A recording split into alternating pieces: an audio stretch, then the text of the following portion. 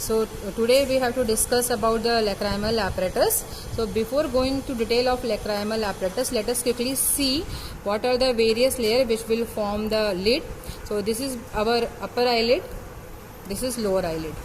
So layers of eyelid, it is formed by the skin, superficial fascia and this muscle. This is basically orbicularis oculi muscle. This is the orbital part of orbicularis oculi and this is the palpebral part. So this palpebral part will form the layers of eyelid. Skin, superficial fascia, palpebral part of lid, then beneath that you can see here is the tarsal plate. So we are having the upper and the lower tarsal plate. So tarsal plate and beneath that is the conjunctiva. Okay, so these are the layers of eyelid. So what are various structure included in the lacrimal apparatus? We are having the lacrimal gland here. Okay, lacrimal gland. We will see lacrimal gland in few minutes. Then lacrimal gland, then lacrimal duct, then this conjunctival sac. Conjunctival sac. Then here are the lacrimal puncta, lacrimal canaliculus, lacrimal sac somewhat here, and nasolacrimal duct. So these are the part of lacrimal apparatus. So first quickly see about the conjunctival sac. So as I told you, this is the upper eyelid, this is the lower eyelid. So this whole structure, basically conjunctiva is having two layers.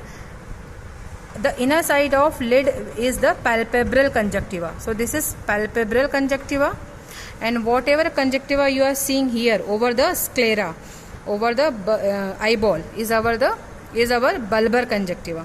So palpebral conjunctiva and bulbar conjunctiva, and between these two lid is our palpebral fissure. This hole is the palpebral fissure. And both these conjunctiva, palpebral and bulbar conjunctiva, are reflected along a line here. So these are the fornixes of the conjunctiva. Superior fornix of conjunctiva, and here is the inferior fornix of conjunctiva. At the same time, medially, this triangular area, this is known as lacus lacrimalis. Okay. This triangular area is lacus lacrimalis. And what are the things present here in this triangular area? This is the part of our lacrimal apparatus. You can see this minute opening here. This one. This is our lacrimal puncta, and you can see a elevated area surrounded by this lacrimal puncta is the lacrimal papilla. So lacrimal puncta, lacrimal papilla. This one is the superior and this one is the inferior. Lacrimal puncta and lacrimal papilla. A fold of conjunctiva here, this triangular area, this one. This is the plica semilunaris. Plica semilunaris. So overall, this is our palpebral fissure. Palpebral conjunctiva, bulbar conjunctiva, superior conjunctival fornix, inferior conjunctival fornix. This triangular area is the lacus lacrimalis.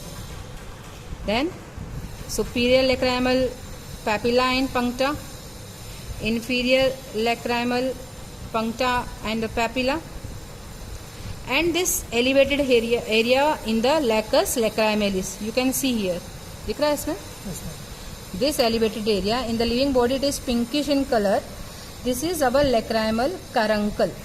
This structure is the lacrimal caruncle. So basically lacrimal gland, it is a J-shaped gland and it is having two parts, orbital part and the palpebral part. Okay. For seeing the lacrimal gland, we have just reflected our orbicularis oculi muscle. So like that we have reflected orbicularis oculi muscle. Now here you can clearly see our tarsal plate of lid. Okay.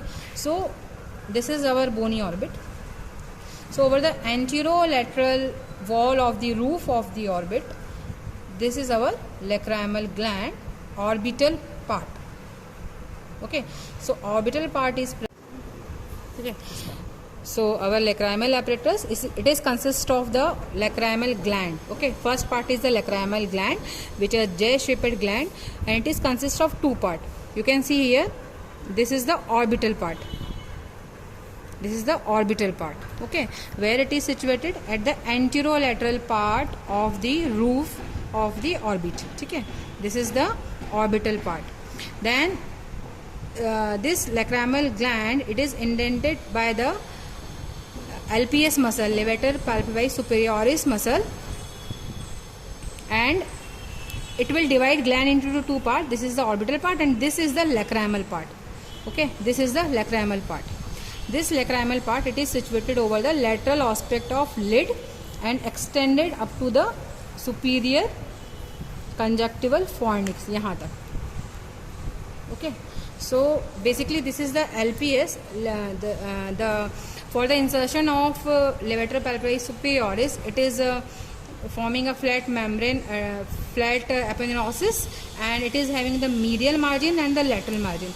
Medial margin and the lateral margin. So medial margin is attached over here, the medial palpebral ligament, and lateral margin will divide the lacrimal gland into two parts. You can see this is the aponeurosis of the LPS and is going for its insertion over here. Lateral margin is going for insertion into the Whitnell's tubercle, and by doing so it is divided the lacrimal gland into two parts, orbital part and this is the palpebral part.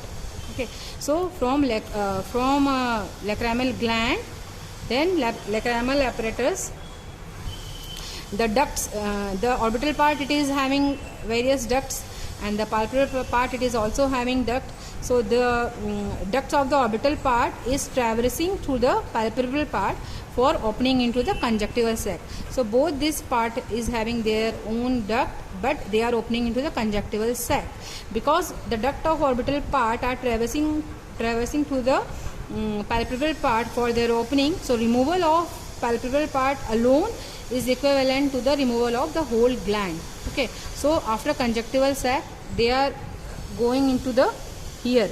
The conjunctival sac is the fluid will go from conjunctival sac into the lacrimal puncta. Through lacrimal puncta, these are the lacrimal puncta. From here it will going into the lacrimal canaliculus. Because they are very minute structure, so they are you can see here, they are lacrimal canaliculus.